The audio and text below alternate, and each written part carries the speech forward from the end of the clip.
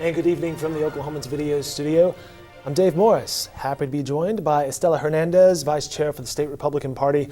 Estela, thanks so much for stopping in today. I was so glad to be here. It was day one of the Southern Republican Leadership Conference right across the street at the Cox Convention Center. And the place was buzzing, right? It was quite exciting. It was quite the day. You should have seen the faces of individuals who were present, very excited and energized and ready for a great day tomorrow. Well, we're going to talk about today and what you heard. I huddled up with the reporters here at the Oklahoman what we heard from the three key speakers, and I'm talking about Governor Scott Walker, Senator Rick Santorum, and Governor Rick Perry. They were among the speakers today. Foreign policy, and it seems like all three of them received their strongest reception from those in attendance when they spoke about foreign policy. There were a couple standing ovations. To me, I was just in Israel about a week ago, and it's amazing. We met not only with Netanyahu, but we met with political leaders across the spectrum, and to a person, they are distraught about this Iran deal.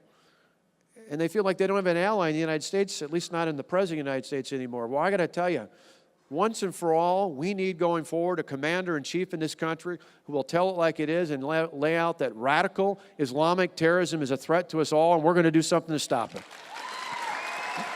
Is that what you heard today, and do you think foreign policy could be the topic? Foreign policy is a very strong topic, and it's definitely something that Oklahomans and the nation want to hear more on, and what they have to offer going into 2016.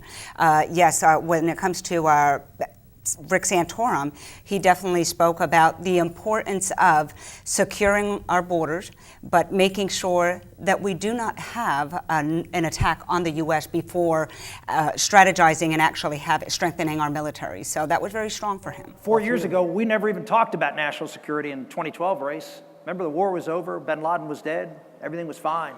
We had just pulled our troops out.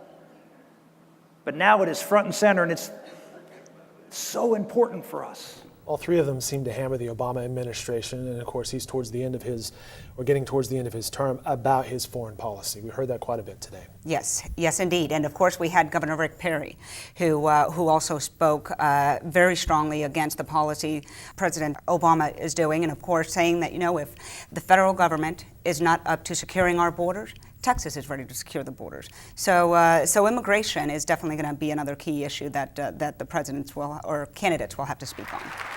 We deployed our law enforcement. We deployed our parks and wildlife wardens literally in the river. We deployed our National Guard as a force multiplier. And you knew what the result was going to be.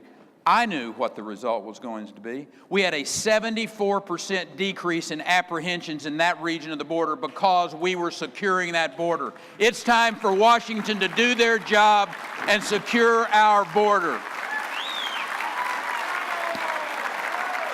Looking ahead to tomorrow, what are you excited to hear?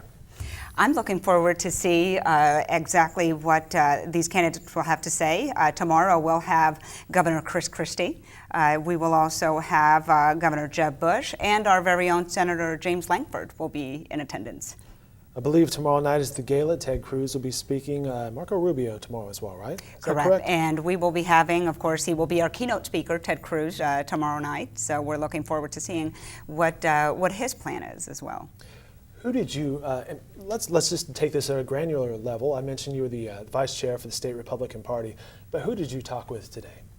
Today, we definitely had the opportunity to hear the heart of many of the candidates. Spoke with Scott Walker, and he definitely has a clear vision as to where he wants to take our country and the direction. And all these candidates, they truly are energized and ready to lead, prepared to lead. You mentioned Governor Scott Walker. Earlier today we had Labor Commissioner Mark Costello.